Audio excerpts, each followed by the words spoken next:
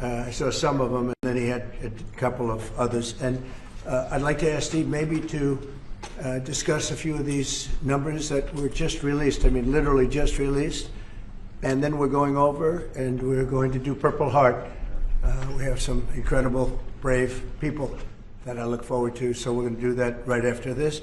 Steve, could you say a few words about the various charts? Thank you, Mr. President. So I called the President because I had some very good news from some new data that we've been able to put together that no one has ever seen before, and I'll just very quickly go through these. So I was telling the President that he did the right thing in calling for a new head of the Bureau of Labor Statistics, because this shows that over the last 2 years of the Biden administration, the BLS overestimated job creation by 1.5 million jobs. That's a, Mr. President, that's a gigantic error.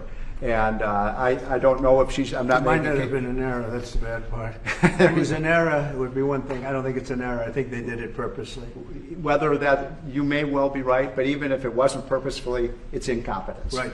Okay, so 1.5 million jobs overestimated. We have access to the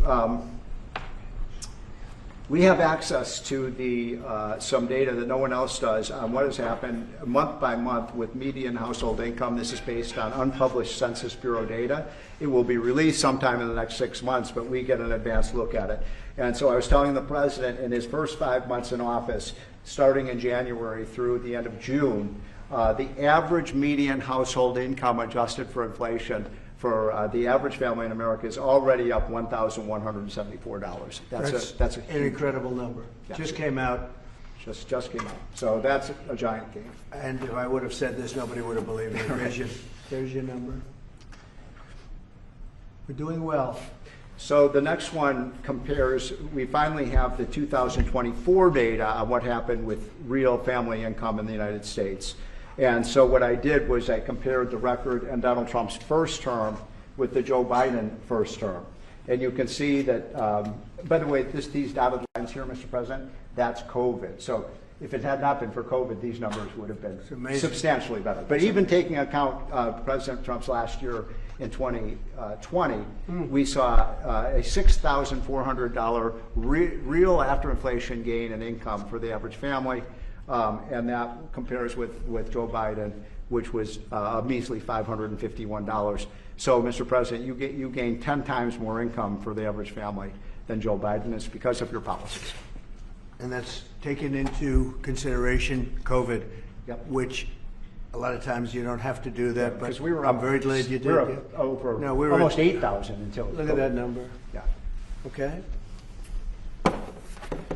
So then we looked at which families did the best. And we have data from the Census Bureau that shows by income percentage. So the 25th percentile is the lowest income, 75th percentile is the highest income. And what I find fascinating about this, Mr. President, is every income group did better. The red is President Trump, the blue is President Biden.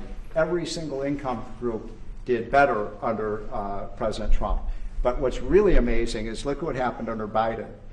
The lowest income group lost income under Biden. They were poor 4 years after Biden's presidency.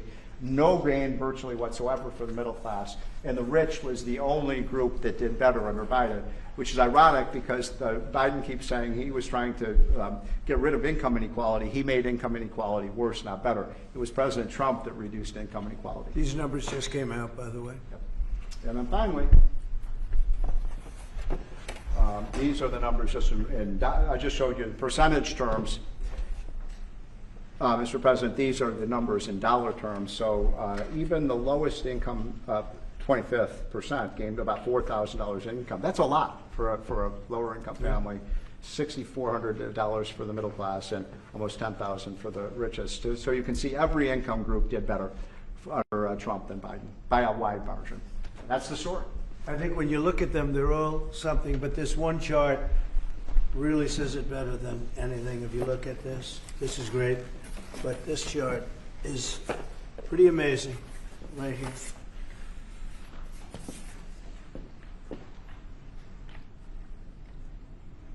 All new numbers. Okay?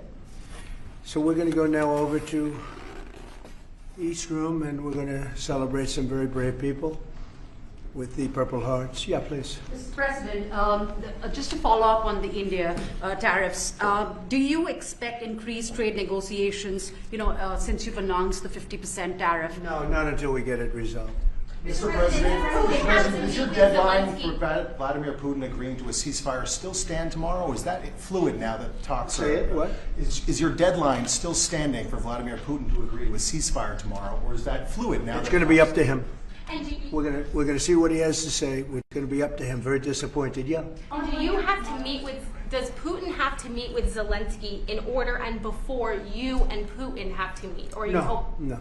Are you So you're willing to, that's actually important because President Putin said this morning he was pretty dismissive of this idea of meeting with President Who was? Zelensky. President Putin was. I don't know. I didn't hear For you him. to meet with him, he doesn't have to agree to meet with Zelensky. Is that what you're saying? No, he doesn't. No.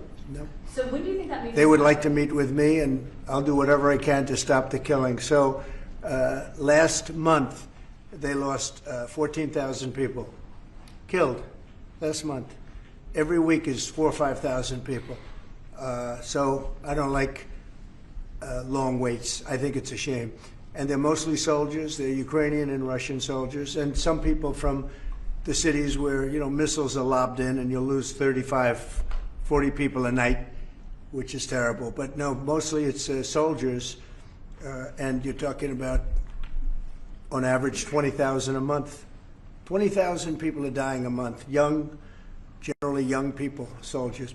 We're going to, speaking about soldiers, we'll see you over for Purple Hearts. Thank you, press. Thank you. Thank you, press. Thank you, press. Thank you, press. Thank you, press. Thank you, Thank you, press. Stephen Thank Warren. you, Thank you. Thank you, press.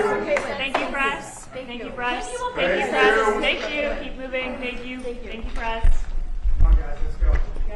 Thank you, Mr. President.